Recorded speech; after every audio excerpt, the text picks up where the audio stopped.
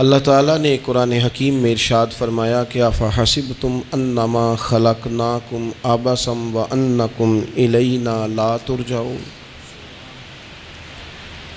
فرمایا کیا تم یہ گمان کرتے ہو کہ ہم نے تمہیں بیکار پیدا کیا ہے،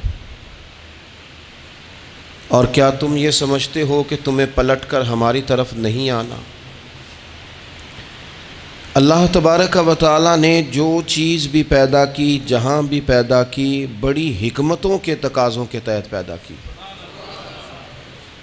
میں کسی شخص سے بیزار نہیں ہو سکتا، کیونکہ ایک ذرہ بھی تو بیکار نہیں ہو سکتا۔ اللہ نے ہر چیز کو کمال حسن کے ساتھ دنیا میں پیدا کیا، اور انسان تو اشرف المخلوقات ہے۔ یہ تو اللہ تعالیٰ کی تخلیق کا شاہکار ہے۔ اللہ تعالیٰ نے اسے بڑی رہنمائیوں کے ساتھ، بڑی حکمتوں کے ساتھ، بڑے کرم کے ساتھ پیدا فرمایا۔ اس کو اللہ تعالیٰ نے سمجھنے کی، بات کرنے کی، اپنا ما فی الضمیر کہہ دینے کی صلاحیت عطا فرمائی۔ مالک نے اسے عقل، شعور دیا، اور جو بڑی طاقتور مخلوق نظر آتی ہیں ان کو اللہ تعالیٰ نے انسان کے قبضے میں دے دیا۔ کتنا بڑا ہاتھی ہوتا ہے لیکن ایک چھوٹا سا بچہ اسے لیے پھرتا ہے۔ کتنا بڑا اونٹ ہے، کتنی طاقت رکھتا ہے، لیکن ایک چھوٹا سا بچہ اس کے ناک میں نکیل ڈالتا ہے اور اسے لے کے گھومتا ہے۔ اللہ تبارک و تعالیٰ نے اسے اشرف المخلوقات بنایا ہے۔ اتنے اتنے بڑے جہاز ایک انسان کے قبضے میں دے دیے ہیں۔ وہ جب چاہتا ہے جہاز اڑتا ہے، جب چاہتا ہے اسے زمین پہ اتار لیتا ہے۔ اللہ کی دی ہوئی طاقت سے ملکوں کو سر کرنا، بڑی بڑی ٹیکنالوجی کو ایجاد کرنا خدا نے اپنی توفیق سے اسے عطا کیا۔ اور پھر اگر وہ مسلمان ہے، پھر اگر وہ حضور کا غلام ہے، تو پھر تو فرمایا کنتم خیر امت اخرجت للناس، انسان ساری مخلوق میں افضل ہیں، اور میرے محبوب کا کلمہ پڑھنے والے سارے انسانوں میں سب سے افضل ہیں۔ ان کو اللہ نے اور زیادہ فضیلتوں سے، برکتوں سے مالا مال کیا۔ یہ وہ مخلوق ہے، یہ وہ لوگ ہیں، یہ وہ امت ہے کہ جو صرف ارادہ کرتی ہے نیکی کا، کرتی نہیں، ارادہ کرتی ہے تو اللہ نیکی کرنے کا اجر عطا فرما بھی دیتا ہے۔ یہ ابھی پلان کرتی ہے کہ میں یہ کام کروں گا تو رب اس کا ثواب شروع بھی فرما دیتا ہے، لیکن پتہ نہیں کیا ہو گیا ہے لوگوں کو، نیکی کے ارادے کرنے ہی چھوڑتے جا رہے ہیں، نیکی کی منصوبہ بندی کرنی ہی چھوڑ دی ہے، خیر کے لیے پلان کرنا ہی چھوڑ دیا ہے۔ بہت سارا وقت بیکار گزرتا ہے، بہت سارا وقت چوراہے پہ گزر گیا، بہت سارا وقت گپوں میں گزر گیا، عمرے دراز مانگ کے لائے تھے 4 دن، 2 آرزو میں کٹ گئے، 2 انتظار میں۔ ایک ڈھیر سارا طبقہ ہے جس سے پوچھتے ہیں کیا کر رہے ہو، وہ کہتے ہیں بس کچھ بھی نہیں، ٹائم پاس کر رہا ہوں۔ تو میں کہتا ہوں یار اتنا فالتو ٹائم کہاں سے آیا جسے پاس کرنا پڑا؟ میں بور ہو رہا ہوں، تو میں کہتا ہوں بور ہونے کے لیے وقت کہاں سے لیا آپ نے؟ آپ تو مسلمان ہیں، آپ کا تو وقت شریعت نے بڑا قیمتی کر دیا ہے۔ آپ تو 1 منٹ میں 3 بار سورہ اخلاص پڑھ سکتے ہیں۔ آپ کو تو ذرا سا وقت ملے تو آپ جا کے 2 رکعت نماز کی نیت باندھ سکتے ہیں۔ آپ کو تو تھوڑا سا وقت ملے تو آپ کے تو نبی پاک علیہ السلام نے یہاں تک ہماری تربیت کر دی، ہمارے حضور فرمانے لگے تم کانٹا اٹھا سکتے ہو نا گلی سے، تو وہی اٹھا دینا، اس پر بھی رب صدقے کا ثواب عطا کرے گا۔ تو یہاں تو کانٹوں سے بھری ہوئی گلیاں ہیں۔ میرے نبی پاک نے تو فرمایا تھا کسی مومن کو بس خوش کر دینا، وہ چاہے لمحے کے لیے ہی ہو، اس کے دل میں راحت ڈال دینا، اسے تسلی دے دینا، روتے ہوئے آنکھ آنسو پونچھ دینا، اس کو کہہ دینا میں تیرے ساتھ ہوں۔ فرمایا مومن کے دل میں تم نے خوشی داخل کر دی تو 60 سال نفل پڑھنے سے اللہ تمہیں زیادہ ثواب عطا کر دے گا۔ تو یہ فارغ بیٹھنے کا وقت کہاں سے آیا؟ یہ بور ہونے کا ٹائم کہاں سے آیا؟ ہم نے اپنے آپ کو بیکار کر لیا ہے، اور رب نے نہیں بیکار پیدا کیا، ہم نے بیکار کر لیا، ہم نے اپنے آپ کو زنگ لگا لیا۔ ملت کا وہ جوان جس کو چاہیے تھا کہ وہ خاندان کے 20 50 60 لوگوں کو لے کر چلتا، کفالت کرتا، نمائندگی کرتا، آگے بڑھ کے کہتا میں ہوں نا، گھبرانا نہ، وہ نوجوان خود دکھ سناتا ہے رو رو کے، وہ مجبوریاں سناتا ہے، وہ کچی کچی باتیں کرتا ہے، وہ کہتا ہے مجھے کالا جادو ہو گیا ہے، وہ کہتا ہے فلانے کی نظر لگ گئی ہے، وہ کہتا ہے چچا نے آگے نہیں جانے دیا، وہ کہتا ہے میں ابا جی نے صحیح تقسیم نہیں کی تو میں پیچھے رہ گیا۔ اتنی کمزور بات کرے گا، اور وہ مسلمان اپنی صلاحیت کو پہچانے۔ حضرت سعدی شیرازی کے پاس ایک شخص نے بیٹھ کے اپنے دوستوں کی غلطیاں گنوانی شروع کر دی، ان میں یہ بھی غلطی ہے، یہ بھی غلطی ہے، یہ بھی غلطی ہے، یہ بھی غلطی ہے، یہ بھی غلطی ہے۔ تو حضرت سعدی ہنس پڑے، فرمانے لگے اور یاد رکھ تیرے سجن بڑے ہی برے ہیں، پر پانی بڑا بھی گندا ہو نا تو آگ بجھانے کے کام پھر بھی آ جایا کرتا ہے۔ کوئی تو خوبی ان میں تلاش کر لینا، پانی بڑا بھی گدلا ہو تو آگ تو بجھاتا ہے کہ نہیں بجھاتا۔ ہمارا یہ مزاج بن گیا ہے کہ ہم اپنی صلاحیتوں سے کام ہی نہیں لیتے، ہمیں پتہ ہی نہیں ہم کیا کر سکتے ہیں۔ میرے رسول پاک صلی اللہ علیہ وسلم کا کمال یہ ہے کہ حضور نہ انسان کی صلاحیتیں اجاگر کر دیتے، محبوب اجاگر کر دیتے، حضور اندر جذبہ پیدا کر دیتے۔ اس طرح کا وہ اقبال کہتے ہیں کہ تمہارا وقت کا امام وہ نہیں ہوتا جو تمہیں کہے حالات بڑے خراب ہیں، اس قوم کا کچھ بھی نہیں ہو سکتا، اس ملک کا کچھ بھی نہیں ہو سکتا، فلانا ادارہ بھی خراب ہو گیا، فلانا بندہ بھی کرپٹ ہو گیا، فلانا بھی دنیا دار ہو گیا، پیر بھی خراب ہو گئے، مولوی بھی خراب ہو گئے، سیاستدان بھی خراب ہو گئے، اور بیوروکریٹس بھی خراب ہو گئے، اور تاجر بھی خراب ہو گئے، اور فلانی برادری یہ ظلم کرتی، فلانا قبیلہ یہ ظلم کرتا ہے، فلانے شہر کے لوگ، اسی چکر میں صرف مایوسیاں پھیلانی ہیں، کبھی خیر کی بات ہی نہیں کرنی۔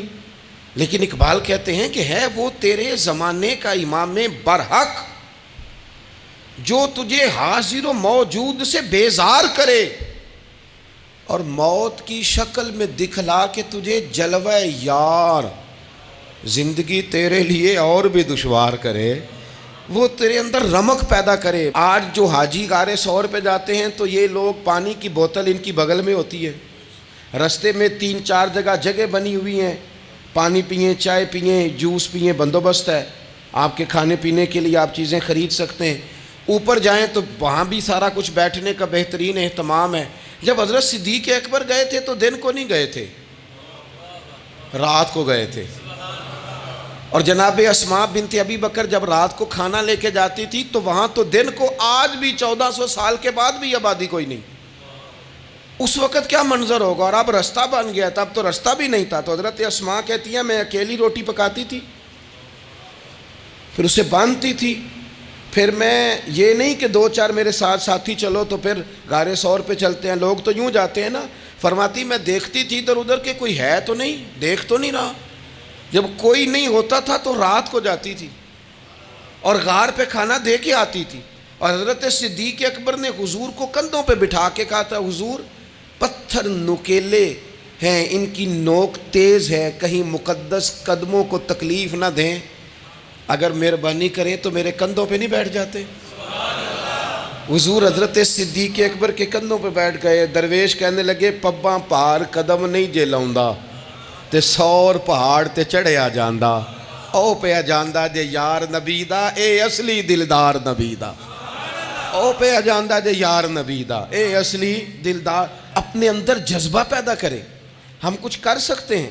غریب ساری زندگی دکھ ہی سنائے گا کہ میں غریب ہوں، اس نے محنت کب کرنی ہے، جد و جہد کب کرنی ہے، اس نے آگے کب پڑھنا ہے، وہ کب تک یہ کام کرے گا۔ اپنی زندگی کے اندر شعور پیدا کریں اور اپنی صلاحیت سے کوئی نفع لیں۔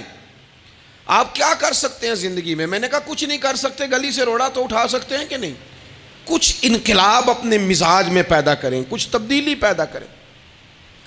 اس کے لیے سب سے زیادہ ضروری یہ ہے کہ ہم اپنے اندر اخلاقی تبدیلی لانے میں کامیاب ہو جائیں۔ کائنات میں ایک قوم وہ سمجھتی ہے جن کا اخلاق سنور جاتا ہے، اور جو لوگ اپنے اندر اخلاقی تبدیلی نہیں نہ لاتے، آپ دیکھیں نبی پاک علیہ السلام کا انقلاب کس طرح کا ہے۔ عرب کے لوگ سمجھتے تھے کہ معاف کرنا بزدلی ہے، صبر کرنا بزدلی ہے۔ وہ کہتے تھے یہ کیا بات ہوئی، ہمارا دشمن کیا سمجھے گا کہ بزدل ہے، انہوں نے معاف کر دیا ہے۔ وہ کہتے تھے معاف کر دیں تو کمزور پڑ جائیں گے، سامنے والا کہے گا کہ ان کے پلے کچھ نہیں، معاف کر دیا۔ اور ہمارے زمانے میں آج معاف کمزور آدمی کرتا ہے، طاقتور آدمی معاف نہیں کرتا۔ وہ جس کے پاس طاقت نہیں ہوتی وہ کہتا ہے ٹھیک ہے میں نے اللہ پہ چھوڑ دیا، حالانکہ اس نے بھی اچھا کیا، پر کمال تو یہ ہے کہ تیرے پاس ساری طاقت ہو پھر بھی تو فیصلہ اللہ پہ چھوڑے۔ اور حضرت موسیٰ کلیم اللہ علیہ السلام نے عرض کیا تھا مالک تیرے بندوں میں تیری نظر میں معزز کون ہے؟ تو رب کریم نے فرمایا میرے کلیم جس کے پاس بدلہ لینے کی طاقت ہو پھر بھی معاف کر دے وہ رب کی نظر میں بڑی عزت والا ہے۔ عرب کے لوگ سمجھتے تھے یہ بزدلی ہے کہ میں معاف کر دوں، لیکن حضور نے ان کو اخلاقی طور پہ بدل دیا، اور نبی پاک نے فرمایا معاف کرنا بزدلی نہیں، یہ تو اعلیٰ ظرفی ہے۔ تو پھر کس طرح بھلا معافی ان کو ہوئی؟ فتح مکہ کے دن حضور نے اس طرح نہیں معاف کیا کہ پہلے ہمارے ہاں بھی لوگ معاف کرتے ہیں تو ہم پتہ کس طرح معاف کرتے ہیں، پہلے ساری اس کی زیادتیاں گنواتے ہیں۔ پتہ ہے نا تو نے اس وقت کیا کہا تھا، یاد ہے نا تو بڑی ڈینگے مارتا تھا، یاد ہے نا تو بڑی بڑھ کے مارتا تھا۔ عرب کے لوگ سارے سامنے کھڑے ہیں، پتہ کون کون ہیں؟ اکرمہ بن ابو جہل آخری دن تک لڑے، ابو سفیان آخری دن تک لڑے، سارے لوگ سامنے کھڑے، کچھ بھاگ گئے ہیں جان بچا رہے ہیں۔ حضور نے کیا فرمایا؟ فرمایا پتہ تمہارے ساتھ آج سلوک کیا کرنا ہے؟ یا رسول اللہ بتائیے۔ تو نبی پاک نے فرمایا وہی کرنا ہے جو جناب یوسف نے بھائیوں کے ساتھ کیا تھا، بات ہی کوئی نہیں کرنی، پچھلا قصہ چھیڑنا ہی نہیں، نہ کانٹے بچھانے کی بات کرنی ہے، نہ روڑے مارنے کی کرنی ہے، نہ بدر میں آنے کی کرنی ہے، نہ احد میں پتھر مار کے دانت شہید کرنے کی بات کرنی ہے، نہ خندق کی بات کرنی ہے، نہ خیبر کی کوئی بات۔ جاؤ نہ معاف کیا، بات ہی کوئی نہیں کرنی، معافی دے دی۔ ابو سفیان کہنے لگے حضور مجھے بھی معافی ہے۔ سونیا تیرے کرم پہ قربان جاؤں۔ میرے کریم فرمانے لگے تو قبیلے کا سردار ہے، مکہ شریف کے لوگ تجھے بڑا سمجھتے ہیں، دیکھ حضور معاف بھی کرتے ہیں اور عزت بھی دیتے ہیں۔ فرمایا جا میں نے تجھے معاف کیا، اور جو تیری حویلی میں آ کے پناہ لے لے گا میں اسے بھی معاف کر دوں گا، اسے بھی معافی مل جائے گی جو تیرے گھر آ جائے گا۔ اب تبدیلی آ گئی، وہ جو اندر کفر تھا وہ ٹوٹ گیا، انقلاب آ گیا۔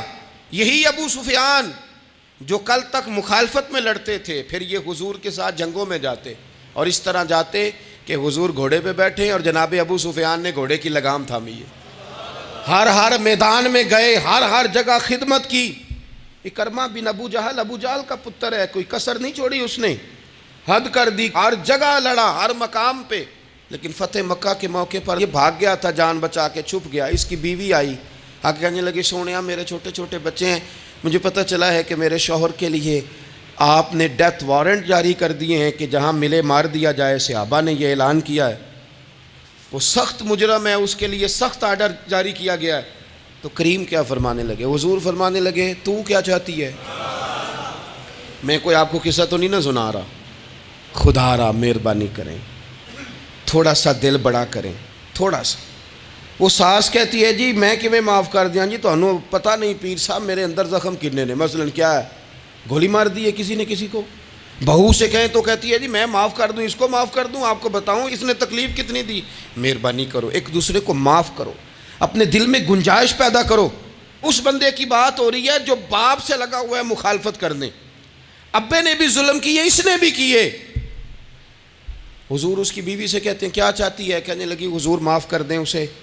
تو نبی پاک صلی اللہ علیہ وسلم نے فرمایا ٹھیک ہے، یہاں تو معافی کا دروازہ تو سب سے زیادہ کھلا ہوا ہے، تو کہتی ہے تو چلو ٹھیک ہے معاف کیا، ہو گئی بات۔ اس نے جا کے جہاں چھپا ہوا تھا اسے کہا اکرمہ حضور نے تجھے معاف کر دیا۔ کہنے لگا کوئی کرنے والی بات کر، وہ معاف کرتے ہیں مجھے پتہ ہے، بڑا کرتے ہیں، پر جو میں نے کیا ہے وہ معافی والا نہیں۔ مجھے معافی ہو سکتی ہے، یہ کیسے ہو سکتا ہے، یہ کیسے ہو گیا، ہو ہی نہیں سکتا۔ اس کی بیوی پھر آئی، کہنے لگی حضور وہ مانتا نہیں، یہ تاریخ صرف میرے رسول کی ہے، یہ سیرت صرف میرے رسول کی ہے، کہ جس کو معاف کیا جا رہا ہے اس کی سمجھ میں بات نہیں آ رہی کہ بھلا مجھے معاف کر دیا ہے۔ حضور کہتے ہیں اچھا تو بتا وہ کیسے مانے گا؟ کہنے لگی حضور اگر کوئی نشانی دے دینا، عرب کے لوگ تلوار دے دیتے تھے، زرہ دے دیتے تھے، پگڑی دے دیتے تھے، چھڑی دے دیتے تھے، یہ دلیل ہوتی تھی کہ فلاں نے نشانی دے دی۔ اگر کوئی مل جائے نا نشانی، محبوبہ اس طرح تو کوئی نہیں کرتا جیسے آپ کرتے ہیں۔ کریم نے اپنے سر سے پگڑی اتاری اور فرمایا میری پگڑی بطور علامت کے نشانی کے لے جا، اسے کہہ دے میں نے معاف کیا۔ اب اکرمہ کو معافی ہو گئی، وہ آ رہے ہیں، یوں اخلاق بدلتے ہیں، وہ آ رہے ہیں۔ یہاں کوئی بڑا آدمی آئے نا تو پہلے اعلان ہوتا ہے فلاں بن فلاں صاحب آ رہے ہیں، اب ان کو دعوت دیتے ہیں، لیکن وہ اعلان چھوٹا کرتا ہے بڑے کے لیے. یہاں انوکھا باب ہے. اکرمہ کلمہ پڑھنے آ رہے ہیں. نبی پاک صحابہ سے کیا فرما رہے ہیں؟ فرمایا وہ کلمہ پڑھنے آ رہا ہے، اطاعت قبول کر کے آ رہا ہے، سر تسلیم خم کر کے آ رہا ہے، اس کے سامنے اس کے باپ کے کسی ظلم کا اظہار نہ کرنا. اس کے باپ نے بڑے ظلم کیے ہیں، زیادتیاں کی ہیں، ہم تذکرہ یہاں ہوتا ہے، لیکن اس کے سامنے نہ کرنا. اس کا تو ابا ہے نا، اس کا تو باپ ہے نا، کوئی بات نہ کرنا، اسے تکلیف ہوگی. کس کے لیے؟ صحابہ رو رہے ہیں، حضور یہ کس کے لیے تیاری کرا رہے ہو؟ وہ آ گئے، قدموں سے لگ گئے، کلمہ پڑھ لیا، کھول کے روئے. حضور میرے لیے بھی معافی ہے؟ تو کریم نے فرمایا ہاں، میں رحمت والے رب کا رحمت والا رسول ہوں، ہے نا معافی. اکرمہ مسلمان ہو گئے. پھر تلوار کو صاف کر کے کہنے لگے سونیا پہلے یہ اسلام کی مخالفت میں لڑتی تھی، اب حمایت میں لڑے گی.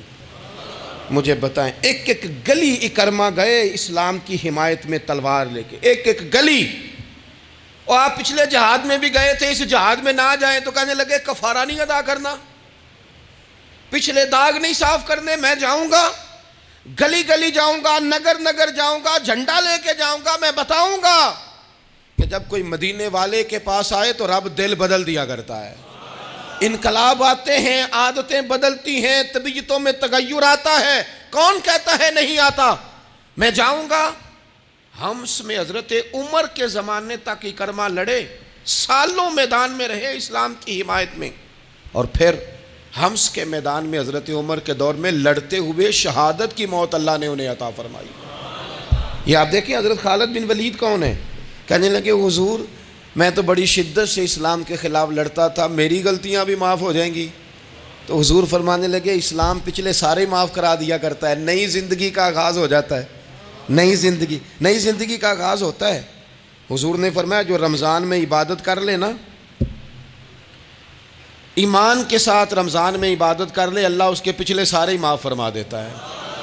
اب وہ نئی زندگی کا آغاز کرے. جس نے شب قدر پہ رو رو کے توبہ کی ہے وہ رمضان کے بعد کرپشن چھوڑ دے، جھوٹ چھوڑ دے، بددیانتی چھوڑ دے، دل دکھانا چھوڑ دے. جس نے رمضان میں روزے رکھے، تراویح پڑھی ہے، وہ نئی زندگی کا آغاز کرے. خدا کی رحمت سے گناہ معاف ہو گئے، اب وہ آگے بڑھے. نبی پاک علیہ السلام نے فرمایا جو اللہ کے گھر کا حج کار آیا وہ اس طرح ہے جس طرح آج ماں کے پیٹ سے پیدا ہوا ہے. اب نئی زندگی کا آغاز کرے، اب وہ اپنی عادات میں تبدیلی لائے، اب وہ بدل جائے. میں کس درد سے یہ بات آپ سے کروں کہ 50 لاکھ مسلمان ہر سال حج کرتا ہے. اگر 25 لاکھ کا کردار بھی ٹھیک ہو جائے تو سال کا 25 لاکھ با کردار مسلمان اگر دنیا کو دیا جائے تو بتائیے امت مسلمہ کا سر کتنا اونچا ہوگا. لیکن ہمارا حال وہی ہے کہ آج بھی کیتی جاندے ہو تے لہو بھی پیتی جاندے ہو، کھو کے مال یتیماں دا تے بھیج مسیتی جاندے ہو، پھٹ دلاں دے سیندے نہیں تے ٹوپیاں سیتی جاندے ہو، نفس تے چھری پھیر دے نہیں دمبے کیتی جاندے ہو، فرض پلائی بیٹھے ہو، نفلاں نیتی جاندے ہو، او دسو تے سی بلے شانو ایک ہی کیتی جاندے ہو. بات وہی ہے کہ کعبے گئے، مدینے گئے، کربلا گئے، جیسے گئے تھے گھوم پھر کے ویسے ہی آ گئے. کچھ تبدیلیاں اپنے مزاج میں لائیں، اپنی عادات میں لائیں. حضرت خالد بن ولید نے کہا حضور سارے گناہ معاف ہو گئے. فرمایا ہو گئے. حضرت خالد بن ولید نے پھر اپنی تلوار تھامی اور جناب خالد بن ولید پھر اس طرح میدانوں میں نکلے کہ نبی پاک نے فرمایا اب یہ خالد نہیں، یہ تو سیف اللہ ہے، یہ تو اللہ کی تلوار بن گیا ہے. اس جذبے سے، شوق سے اپنے مزاج کو تبدیل کر کے اس طرح میدان میں آئے. فرمایا اب یہ اللہ کی تلوار ہے. پورا وجود زخمی کرایا اور ساری زندگی اسلام کی حمایت میں تلوار چلائی. ہم بدل سکتے ہیں، تبدیلی آ سکتی ہے، ہمیں بدل جانا چاہیے. بہلول دانا سے کہا تھا ہارون رشید نے کہ مجھے کوئی نصیحت کر دے، میں بادشاہ ہوں، سخت دل ہو جاتا ہے کئی دفعہ. تو حضرت بہلول دانا کہنے لگے میں کیا نصیحت کروں، آپ کا باپ کہاں ہے؟ کہنے لگے قبرستان میں. کہا ایک بڑا بھائی بھی تھا، بڑا پیار کرتا ہے، سنا آپ سے، کہاں ہے؟ کہا قبرستان میں. تو کہا وہ ایک چچا زاد بھی آپ کے ساتھ میں نے دیکھا ہے. کہا وہ بھی قبرستان میں. یاد کرانا شروع کیا حضرت بہلول نے، فرمایا وہ ننہال والے، ددہال والے، وہ ماموں، وہ چاچو کا سب قبروں میں۔ آخری جملہ کہا، فرمایا تیرا ایک پتر بھی تھا، چڑھتی جوانی تھی، قد اونچا تھا، رنگ گورا تھا۔ ہارون رشید رو پڑے، کہنے لگے حضور وہ بھی قبرستان میں۔ تو فرمایا جس نے اتنے جنازے پڑھے ہوں اسے میں نصیحت کروں؟ تیرا کیا خیال ہے، تو نے نہیں جانا؟ یارو ہم نے اپنے کئی کلاس فیلوں کے جنازے پڑھے ہیں، بڑا پیار تھا میرا اپنی دادی کے ساتھ، تو 97 میں وہ انتقال کر گئیں، دادا ابو چلے گئے، اماں جی چلی گئیں، ابا جی چلے گئے، نانا چلے گئے، پھپھا چلے گئے، دوست چلے گئے۔ یہاں پچھلے سال کئی سنگی تھے، اس سال نظر نہیں آتے، رخصت ہو گئے۔ او سنگیو، یہ تو ساری تیاری ہے، ہم نے بدلنا کب ہے؟ اب تو ہمارا بڑھاپا آنے کو ہے، اب تو بال سفید ہونے کو۔ تبدیلی کس وقت؟ اللہ تعالیٰ نے قرآن مجید فرقان حمید کے اندر فرمایا، اللہ ولی الذین آمنوا یخرجہم من الظلمات الی النور۔ اللہ مومنوں کا ولی ہے، وہ انہیں اندھیروں سے نور کی طرف نکالتا ہے، وہ رستہ دکھاتا ہے۔ بار بار راہ کھلتی ہے ہمارے سامنے، پر ہم قبول کرنے کو تیار نہیں ہوتے۔ کچھ تبدیلی اب آ جائے، کچھ زبان میں مٹھاس آ جائے، کچھ ہمارے عمل میں پختگی آ جائے۔ ہم نہ بہت سارے کام لوگوں کو دیکھ کر کرتے ہیں، اس سے تھوڑی جان چھڑائی جائے۔ کچھ اپنے اندر جو قباہتیں ہیں، کچھ اپنے ساتھ جنگ کی جائے۔ نبی پاک علیہ السلام نے فرمایا افضل جہاد اپنے نفس سے لڑائی کرنا ہے، اپنے آپ کے ساتھ کچھ جد و جہد کی جائے، کچھ اپنے خلاف بھی چلا جائے۔ ساری زندگی دوسروں سے لڑتے، دوسروں پر اپنی غلطیوں کا بوجھ ڈالتے گزر گئی، کچھ اپنے نفس پر بھی۔ حضرت بایزید بستامی سے کسی نے کہا حضور میں نے اللہ تک جانا ہے، رستہ بتا دیں۔ فرمایا 2 قدم کا رستہ ہے۔ فرمایا 1 قدم اپنے نفس کی خواہش پہ رکھ لے تو دوسرا قدم تیرا رب تک پہنچ جائے گا۔ تو اپنے آپ کو کنٹرول نہیں نہ کرتا، اپنے آپ سے تو لڑ پہلے۔ اقبال کہتے ہیں ڈھونڈتا پھرتا ہوں اے اقبال اپنے آپ کو، آپ ہی گویا مسافر آپ ہی منزل ہوں میں۔ نبی پاک نہ تبدیلی کرتے۔ یہ جو لوگ کہتے ہیں نا کیسے بدلوں، تو حضور بدلنے ہی تو آئے ہیں، حضور بدلنے۔ حضرت مازن ایک صحابی ہیں، وہ کہتے ہیں میں بت کی پوجا کرتا تھا، امام بہقی نے لکھا ہے میں بت پوجتا تھا۔ ایک دن میرے بت کے اندر سے آواز آ گئی تو کب تک مجھے پوجے گا، مدینے میں تو حضور جلوہ فرما ہو گئے ہیں۔ کہتے ہیں 2 دفعہ 3 دفعہ بت مجھے پیغام دے رہا ہے کہ حضور کی طرف جاؤ، بت۔ کہتے ہیں میں وہاں سے چلا، حضور کی بارگاہ میں پہنچا تو نبی پاک علیہ السلام کی خدمت میں حاضر ہو کے میں نے عرض کی یا رسول اللہ کمال ہو گئی، لوگ بتوں کو پوجتے ہیں اور میرا بت کہہ رہا تھا جا کے حضور کا کلمہ پڑھ لے۔ او سکیاں کھجوراں اگا جام دے تے پتھراں تو کلمہ پڑھا جام دے۔ فرمایا وہ انہوں نے مجھے بت نے بھیجا ہے۔ حضرت مازن کہتے ہیں حضور کی بارگاہ میں آیا، نبی پاک نے کلمہ پڑھایا تو میں نے عرض کی حضور میرے اندر کچھ قباہتیں بھی ہیں، کسی کی چیز دیکھ کے میرا جی للچا جاتا ہے، میں چوری کر لیتا ہوں، بدکاری کا بھی مزاج ہے، شراب نوشی بھی ہو جاتی ہے۔ کہتے ہیں حضور نے میرے سینے پہ ہاتھ رکھا، میرے لیے دعا کر دی۔ آپ فرماتے ہیں گردن اونچی تھی کبھی نیچی نہیں ہوئی تھی، پر وہ کلمے کی کیا برکت آئی کہ ایسا سر جھکا کہ وہ جھکا ہی رہا، ایسی تبدیلی آئی کہ آ گئی، نفرت ہو گئی۔ کہتے ہیں حرام مال آتا ہے تو میری طبیعت پہ بوجھ بن جاتا ہے۔ میں اکثر دوستوں سے کہتا ہوں کہ ہمارے ہاں لوگوں کا عجیب مزاج ہے، وہ اپنا مائنڈ سیٹ کر لینا، کبھی ذہن بنا لینا یہ چیز حرام ہے تو وہ کبھی بھی حلق سے نیچے ہی نہ جائے۔ آپ گوشت کھا رہے ہوں اور بڑا اچھا پکا ہوا ہے، بہترین مسالہ جات لگے ہوئے ہیں، بہترین، آپ کھا رہے تھے گوشت، کوئی بندہ آپ کے کان میں آ کے کہہ دے صدقے کا ہے، اس کا منہ میں ذائقہ بدل جاتا ہے کہ نہیں؟ بھئی گوشت تو وہی ہے، یہ کیسے بدل گیا؟ کیونکہ آپ کے نا وہاں کمپیوٹر میں فٹ ہے کہ صدقہ میرے لیے درست۔ آپ وہ کہتے ہیں یہ تو فارم بن گیا، بھئی یہ کیا بن گیا؟ چلیں اس سے بھی آگے چلتے ہیں۔ آپ کھا رہے تھے گوشت اور بڑا لطف آ رہا تھا تو کسی نے کہہ دیا کہ یہ تو جانور ٹھیک ہی نہیں تھا، بیمار تھا یا حرام تھا، ذبح ہی نہیں کیا تھا، صحیح طور پر ایسے ہی اس کو پکا دیا، مر گیا تھا۔ تو اب تو یہ حال ہوتا ہے کہ الٹیاں شروع ہو جاتی ہیں۔ کیوں؟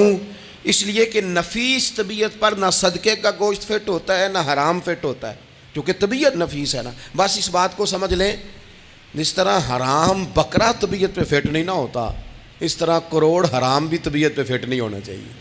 2 کروڑ بھی حرام آ جائے تو فٹ.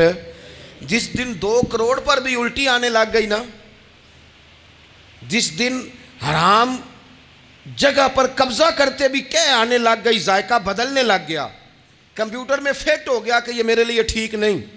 لیکن میں اکثر کہتا ہوں لوگوں سے، میں کہتا ہوں ہمارے ہاں بندہ دیکھ کے فتویٰ ہوتا ہے.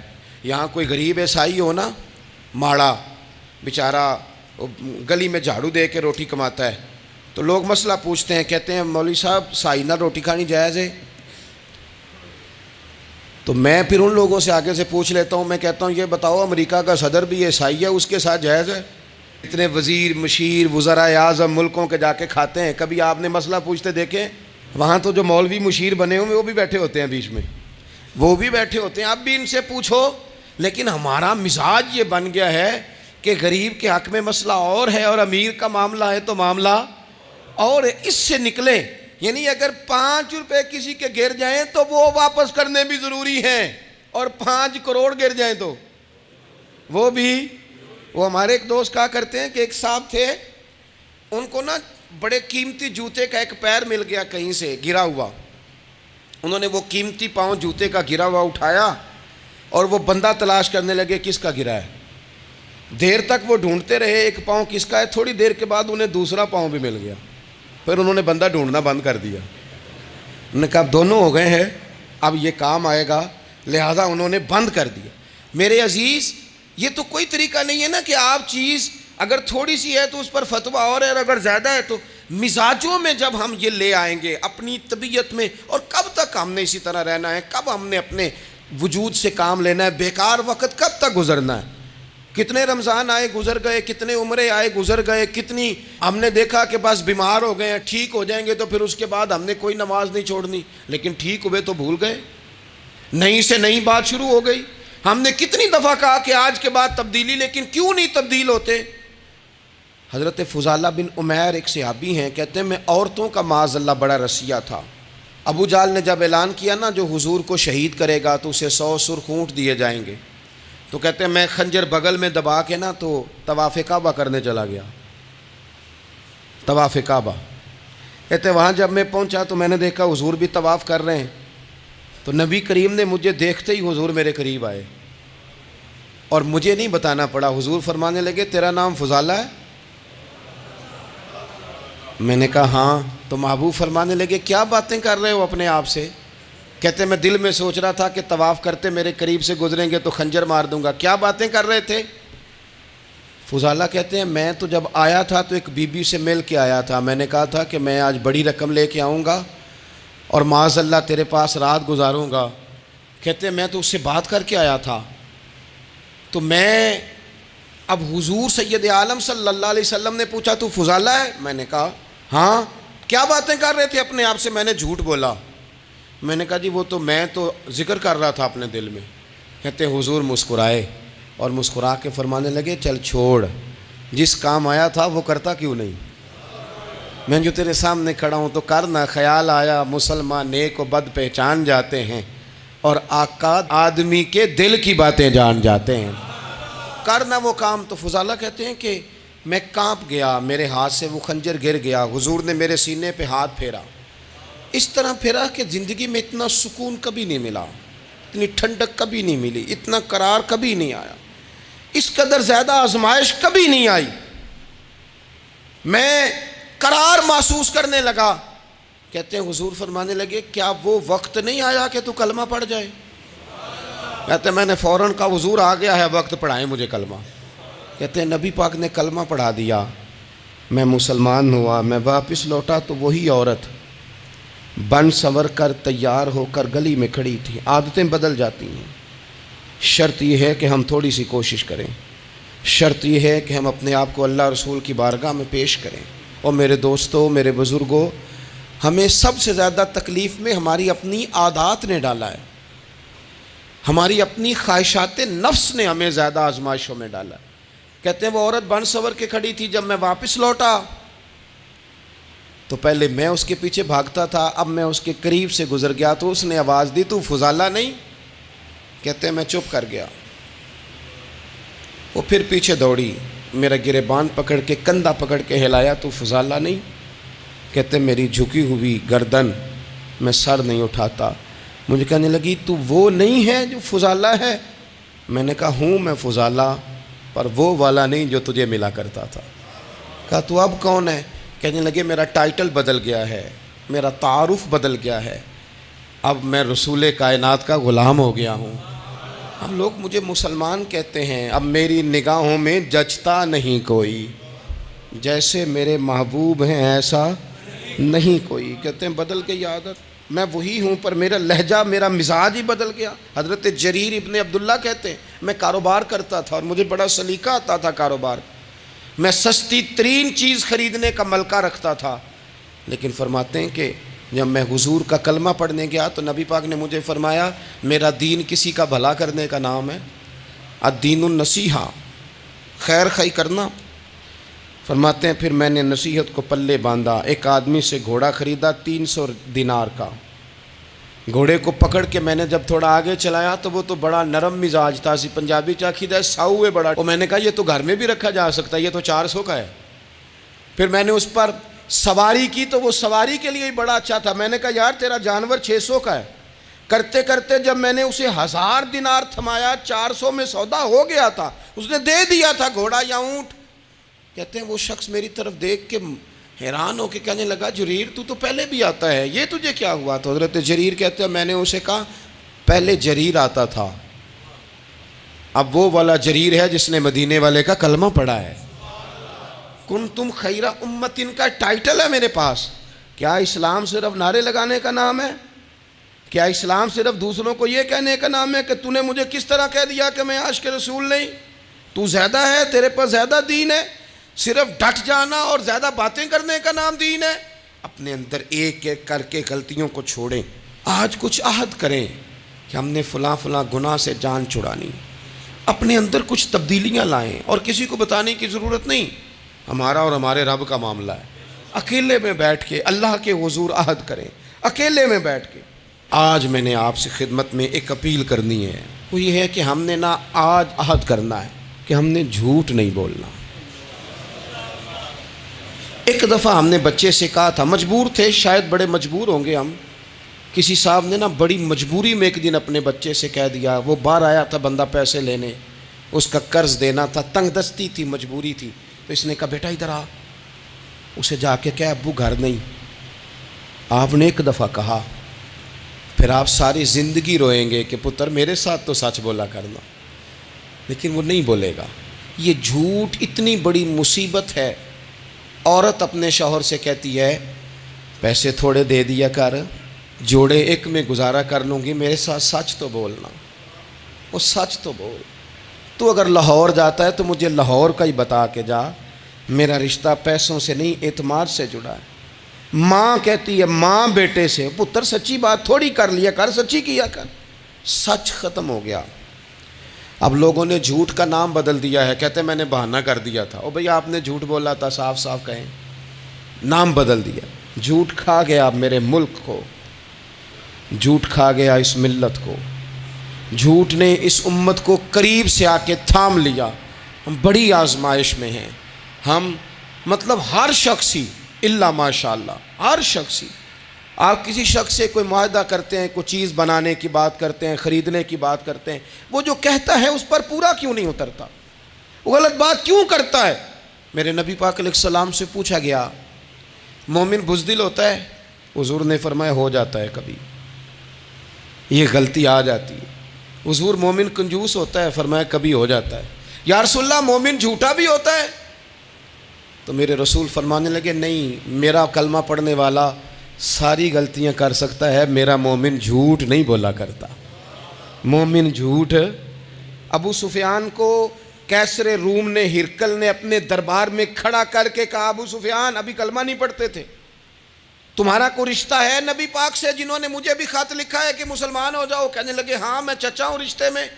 کہا وہ کیسے ہیں پیغمبر؟ تو ابو سفیان کہتے ہیں چونکہ میں مخالف تھا میں نے وہ ساری باتیں کی جو ہم ان کے خلاف کرتے تھے. اس نے آخری بات پوچھی. اس نے کہا ابو سفیان یہ بتا کہ وہ جنہوں نے اعلان نبوت کیا ہے کیا کبھی انہوں نے جھوٹ بھی بولا ہے؟ ابو سفیان کہتے ہیں کہ 1 منٹ کے لیے میں نے کہا کہہ دوں. مخالفت تھی نا. تو پھر میں نے سوچا یہ تو عرب کی وزاداری کے خلاف ہے. عرب میں سے تو کوئی جھوٹ بولنا پسند ہی نہیں کرتا. اور پھر میں اگر حضور کو معاذ اللہ جادوگر شاعر کہوں گا تو شاید کسی کو 1 منٹ کے لیے متوجہ کر سکوں, اور نبی پاک نے جھوٹ بولا ہے, یہ تو مانے گا ہی کوئی نہیں. کہتے ہیں بادشاہ نے پھر زور دے کے کہا سردار بتاتے کیوں نہیں, کیا کبھی انہوں نے جھوٹ بھی بولا ہے؟ تو ابو سفیان کہتے ہیں میرے ہاتھ میں چھڑی تھی, میں نے زور سے زمین پہ ماری. میں نے کہا وہ میرے رشتے میں بھتیجے ہیں, میری سخت مخالفت ہے, میں ان کے خلاف میدانوں میں نکلتا ہوں, جنگیں لڑتا ہوں, کبھی وہ غالب آتے ہیں کبھی ہم آتے ہیں, لیکن میرے سامنے وہ پیدا ہوئے. میں نے ماں کی گود میں بھی دیکھا, دادا کے کندھوں پہ بھی دیکھا, چچا کے گھر میں بھی دیکھا, سیدہ خدیجۃ الکبریٰ کا دولہا بنے بھی دیکھا, ان کی 4 بیٹیاں ان کی گود میں کھیلتے دیکھیں, اعلان نبوت کرتے دیکھا, لوگوں کو مخالفت کرتے دیکھا. میرے سامنے ان کے مقدس بال سفید ہوئے. میرا اختلاف اپنی جگہ, پر بادشاہ میں قسم اٹھا کے کہہ سکتا ہوں اس محبوب کی زبان سے جب بھی نکلا ہے حق اور سچ نکلا ہے. اسیر دشمن کی چاہ میں بھی, وہ مخالفوں کی نگاہ میں بھی امی ہے, صادق ہے, معتبر ہے. میرا پیغمبر عظیم تر ہے, میرا پیغمبر عظیم تر ہے, میرا پیغمبر عظیم تر ہے. جھوٹ نہیں کبھی حضور نے بولا. کہتے میں نے جواب دیا تو سناٹا چھا گیا سارے دربار میں. کتنے اس نے سوال پوچھے, گھنٹوں بات ہو, سناٹا چھا گیا. اور پھر بادشاہ نے اپنا پرنا اٹھایا, چادر اٹھائی, کندھے پہ رکھی اور جانے لگا. تو میں نے پیچھے سے پلٹ کے کہا بادشاہ اتنے تو نے سوال کیے, اتنے میں نے جواب دیے, رزلٹ کا بھی تو اعلان کرنا, نتیجہ بھی تو دینا, کیا نکلا؟ تو کہتے ہیں وہ جا رہا تھا, وہیں کھڑے کھڑے اس نے چہرہ میری طرف پھیرا اور کہنے لگا سردار نتیجہ تو نکل آیا ہے, رزلٹ تو نکل آیا. جس بندے نے کبھی بندوں سے جھوٹ نہیں بولا وہ یہ جھوٹ کیوں بولے گا کہ میں اللہ کا رسول بن کے آیا ہوں؟ نتیجہ تو نکل آیا, بات تو کلیئر ہو گئی, اب آگے کیا جانا ہے؟ ایک سردار تھے کسی قبیلے کے, وہ حضور کی بارگاہ میں کلمہ پڑھنے آئے. امام راضی نے لکھا ہے, کہتے میرے اندر 4 غلطیاں تھیں. میں شراب بھی پیتا تھا, چوری بھی کرتا تھا, بدکاری بھی کرتا تھا معاذ اللہ, اور جھوٹ بھی بولتا تھا. حضور کی بارگاہ میں آیا, عرض کی یا رسول اللہ بچپن سے لے کر یہ بیماریاں لگ گئیں, بڑی کوشش کی, ابا نے بڑا مارا, لوگوں نے بڑا کہا, چھوٹی نہیں, اور میں چھوڑ سکتا بھی نہیں. ان کا خیال تھا نا جس طرح ہمارا خیال ہوتا ہے کہ فلانی چیز نہیں چھوڑ سکتے, میں چھوڑ سکتا بھی نہیں. حضور ایک چھوڑ سکتا ہوں, ایک چھڑوا لیں آپ اور کلمہ پڑھا دیں. حضور نے فرمایا بالکل ٹھیک ہے, تو ایک چھوڑ دے. یا رسول اللہ کون سی؟ فرمایا جھوٹ نہیں بولنا. جھوٹ, وہ شراب بھی پیتے ہیں, وہ کہتے ہیں میں بدکاری بھی کرتا ہوں, چور بھی ہوں. حضور نے کیا فرمایا؟ جھوٹ. کیا ان سارے کاموں سے زیادہ سخت تھا حضور نے اس سے منع کیا؟ جھوٹ نہیں بولنا بھائی. کہتے ہیں سونے وعدہ ہو گیا. سیدھے سادے آدمی تھے, دیہاتی سردار تھے, گھر چلے گئے.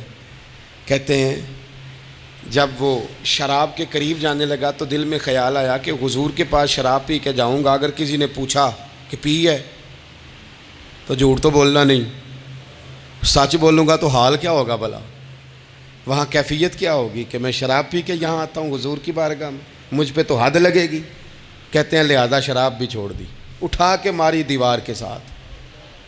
کہتے ہیں میں چوری کی طرف ہاتھ بڑھانے لگا تو میں نے کہا صبح اگر کسی نے پوچھا کہ میری چوری کس نے کی ہے, جھوٹ بولنا نہیں, اور اگر سچ بولا تو سوسائٹی میں عزت کیا رہے گی؟ دفع کرو, جو اللہ نے روکھا سوکھا دیا وہی ٹھیک ہے.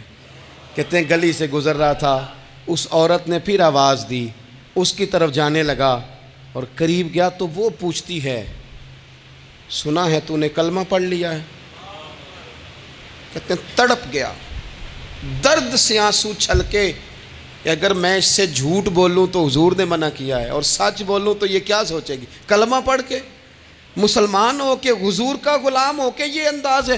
کہتے وہاں سے بھی آ گیا, آ کے نہ پیچھے ہو کے بیٹھ گیا, پیچھے حضور تقریر کر رہے تھے, پیچھے ہو کے بیٹھ گیا. غور سے حضور کا چہرہ دیکھ رہا ہوں, غور سے دیکھتا جا رہا ہوں. دنیا کہیں اور دیکھ رہی ہے اور میں حضور کا چہرہ دیکھ رہا ہوں. سر سے لے کر پاؤں تک تنویر ہی تنویر ہے، جیسے منہ سے بولتی قرآن کی تفسیر ہے۔ سوچتی تو ہوگی دنیا مصطفیٰ کو دیکھ کر، بھلا وہ مصور کیسا ہوگا جس کی یہ تصویر ہے۔ کہتے میں غور سے چہرہ دیکھ رہا ہوں، حضور کی خدمت میں گیا سلام لینے تو محبوب نے مسکرا کے دیکھا تو میں نے کہا سونیا قربان جاؤں، میرا ایک جھوٹ چھڑوایا ہے، میری ہر شے چھوٹ گئی ہے، ختم ہو گیا سارا کچھ ہی۔ یہ مہربانی ہو جائے گی انشاءاللہ۔ اپنے آپ سے بات کریں، کوشش کریں کہ ہم نے زندگی میں جھوٹ نہیں بولنا، آپ سچ بولیں۔ میری ملک کے لیڈر اگر قوم کو صرف سچ بتائیں، ہمارے پاس کیا ہے، ہم کتنا سروائیو کر سکتے ہیں، کہاں تک جا سکتے ہیں، آپ یقین کریں قوم کا اعتماد قائم رہے۔ اگر ہم اپنے بچوں سے سچ بولیں، اپنے دوستوں سے سچ بولیں، اپنے محبت کرنے والوں سے سچ بولیں، ہمارا اعتماد نہیں خراب ہوگا، اعتماد قائم رہے گا۔ وہ ایک شخص نے آ کے کہا تھا نا، یا رسول اللہ میں 2 نمازیں پڑھوں گا، اگر آپ کہتے ہیں تو کلمہ پڑھتا ہوں، 5 نہیں پڑھ سکتا۔ فرمایا تو آ جا 2 ہی پڑھنا، لیکن یہ چھٹی صرف حضور دے سکتے ہیں اور نہیں کو دے سکتا۔ حضور نے فرمایا 2 ہی پڑھنا۔ صحابہ کہتے ہیں 2 نمازوں کی شرط پہ کلمہ پڑھا۔ پھر شارحین فرماتے ہیں وہ وقت بھی آیا کہ وہ تہجد بھی پڑھا کرتے تھے۔ آپ شروع تو کریں نا کسی کام کو، اپنے اندر چھوٹی چھوٹی تبدیلی پیدا کریں، اور بڑوں سے لے کر، مجھے ادب سے عرض کرتا ہوں، بعض نوجوان بھی شکایت کرتے ہیں، کہتے ہیں بزرگوں کو کہہ دیں کہ جلد باز نہ بنیں، جلدی غصے میں آ جاتے ہیں۔ میں بزرگوں سے بھی عرض کروں گا کہ تھوڑی نرمی، تھوڑی شفقت، مطلب زیادہ ڈانٹ ڈپٹ کرنے سے بھی تو چیزیں خراب ہی ہوتی ہیں نا، تھوڑا سا ظرف بڑھ۔ نوجوانوں سے کہوں گا کہ آپ جوان ہیں تو حوصلہ بھی تو جوان ہے نا، تو زندگی میں حوصلہ، تحمل، بردباری لائیں، اپنی عادات کو تھوڑا تھوڑا کر کے تبدیل کریں۔ اللہ تعالی ہمیں سمجھ عطا فرمائے۔